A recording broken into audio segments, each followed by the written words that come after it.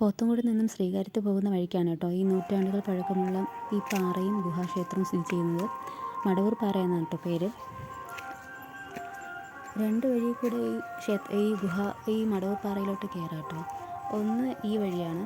ഇതുവഴി പോകുമ്പോൾ മുകളിലോട്ട് റോപ്പ് കണക്ട് ചെയ്തിട്ടുണ്ട്. അപ്പോൾ റോപ്പിൽ പിടിച്ചിട്ട് വേണമെങ്കിൽ നമുക്ക് ഈ പാറയുടെ മുകളിലോട്ട് കയറാം. ഈ പാറയുടെ തൊട്ട് അടുത്താണ് ഗുഹാക്ഷേത്രവും സ്ഥിതി ചെയ്യുന്നത്. 9-ാം നൂറ്റാണ്ടിൽ എന്തോ പണി കഴിപ്പിച്ചതായിട്ടാണ് പറയപ്പെടുന്നത്. ഇപ്പം പുരാവസ്തു കേന്ദ്രത്തിൻ്റെ കീഴിലാണ് ഇത് പ്രവർത്തിക്കുന്നത്.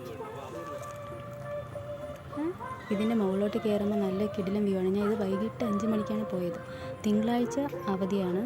ബാക്കി എല്ലാ ദിവസവും രാവിലെ 9:30 മുതൽ 6 മണി വരെ ഓപ്പൺ ആണ് കേട്ടോ. 2 വഴി കൂടെ കയറാം. ഒന്ന് ഈ പാറയിൽ ഈ റോപ്പിൽ പിടിച്ച് കയറാം. രണ്ടാമത്തത് പാർക്ക് ഉണ്ട്.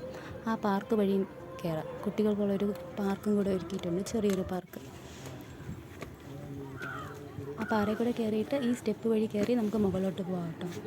മുകളിലോട്ട് പോകുമ്പോഴത്തേക്കും ഇവിടെ ചെറിയ ഹട്ടൊക്കെ ഉണ്ട് ബാംബൂവിൻ്റെ. ഇവിടെ ഏറ്റവും വലിയ അട്രാക്ഷൻ എന്ന് വെച്ചാൽ ബാംബൂവിൻ്റെ ഒരു ബ്രിഡ്ജ് ഉണ്ട് കേട്ടോ. പക്ഷേ ഞാൻ പോയ സമയത്ത് ഇത് ക്ലോസ്ഡ് ആണ്.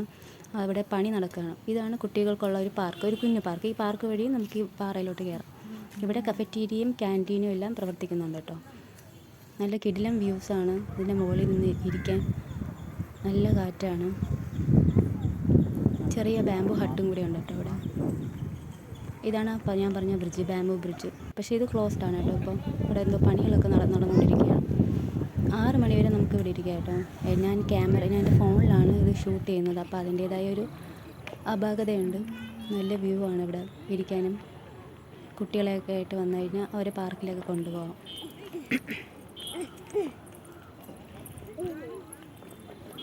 ഇവിടെ ഇരുന്നുകൊണ്ടുള്ള വ്യൂ അടിപൊളിയാണ്, സൺസെറ്റ് കാണാനായിട്ട്. ഇത് കഫറ്റീരിയ ആണ് കേട്ടോ. എൻ്റെ അടുത്ത് ചെറിയൊരു ഹട്ടുണ്ട്.